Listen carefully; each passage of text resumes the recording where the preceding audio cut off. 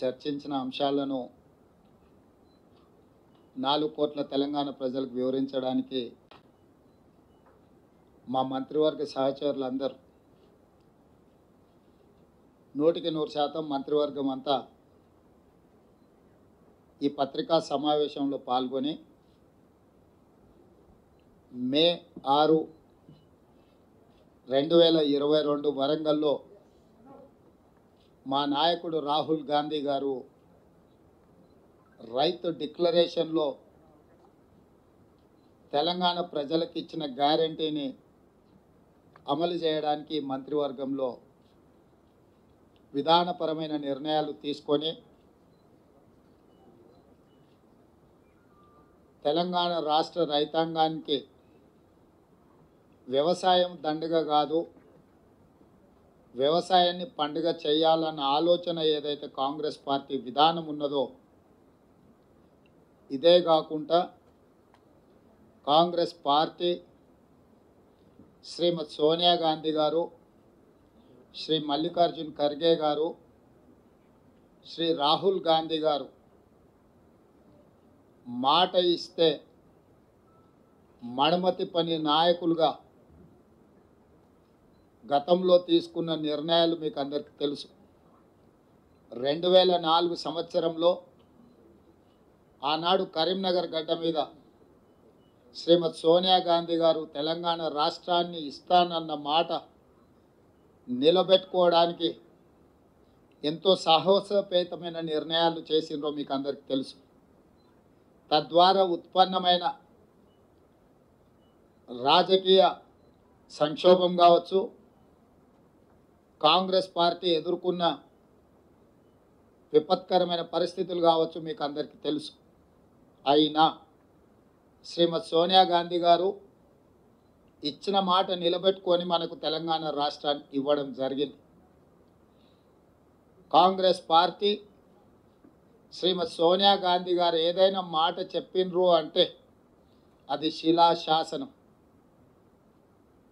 ఎలాంటి పరిస్థితులు వచ్చినా ఎదుర్కొని నిలబడి ఇచ్చిన మాటను నిలబెట్టుకోవడం మా నాయకుల యొక్క గొప్పతనం, మా నాయకుల యొక్క కమిట్మెంట్.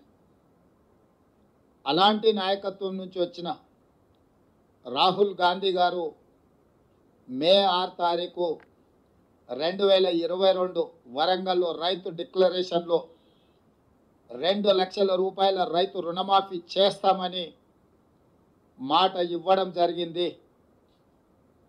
చాలా సందర్భాలలో చాలామంది నాయకులు, రాజకీయ పక్షాలు, విశ్లేషకులు కూడా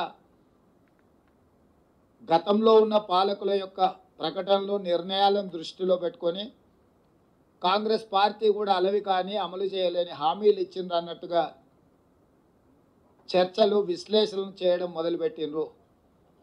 అందుకే ఈ మంత్రివర్గంలో ఇచ్చిన మాట ప్రకారం 2 లక్షల రూపాయల రైతు రుణమాఫీ చేయాలి అని మా మంత్రివర్గం పూర్తి స్థాయిలో విశ్లేషించి, చర్చించి, వివిధ బ్యాంకులలో ఉన్న రుణాలకు సంబంధించిన వివరాలు సేకరించి వాటన్నిటిని క్రోడీకరించి ఆ రైతు రుణమాఫీ చేయాలి అని మేము నిర్ణయం తీసుకున్నాం. తెలంగాణ రాష్ట్రం వచ్చిన తర్వాత గత ప్రభుత్వం 2 సార్లు ప్రభుత్వాన్ని ఏర్పాటు చేసినప్పుడు 2014 నుంచి 2018, 2018 నుంచి 2023 వరకు 2014 సంవత్సరంలో మార్చి 31, 2014 తారీఖు వరకు కట్ ఆఫ్ డేట్ తీసుకొని ఆనాటి ప్రభుత్వం రైతు రుణమాఫీ చేస్తే 16,000 కోట్ల రూపాయలు రైతుల ఖాతాలలో వేయడం జరిగింది. అదేవిధంగా 2018 రెండోసారి ప్రభుత్వం ఏర్పడిన తర్వాత డిసెంబర్ 11, 2023 వరకు కట్ ఆఫ్ డేట్ తీసుకొని వాళ్ళు చేసిన రుణమాఫీ, రైతుల ఖాతాలో వేసిన నిధులు 12,000 కోట్ల రూపాయలు. అంటే గత ప్రభుత్వం 2 విడతలుగా 2 సార్లు ప్రభుత్వం ఏర్పాటు చేసిన తర్వాత చేసిన రుణమాఫీ ఒక్కసారి 16,000 కోట్ల రూపాయలు మొదటిసారి, రెండవసారి 12,000 కోట్ల రూపాయలు. 10 సంవత్సరాలల్లా 2 విడతలల్లా చంద్రశేఖరరావు గారు చేసిన రైతు రుణమాఫీ, రైతులకు చెల్లించిన నిధులు 28,000 కోట్ల రూపాయలు. ఆ ప్రభుత్వం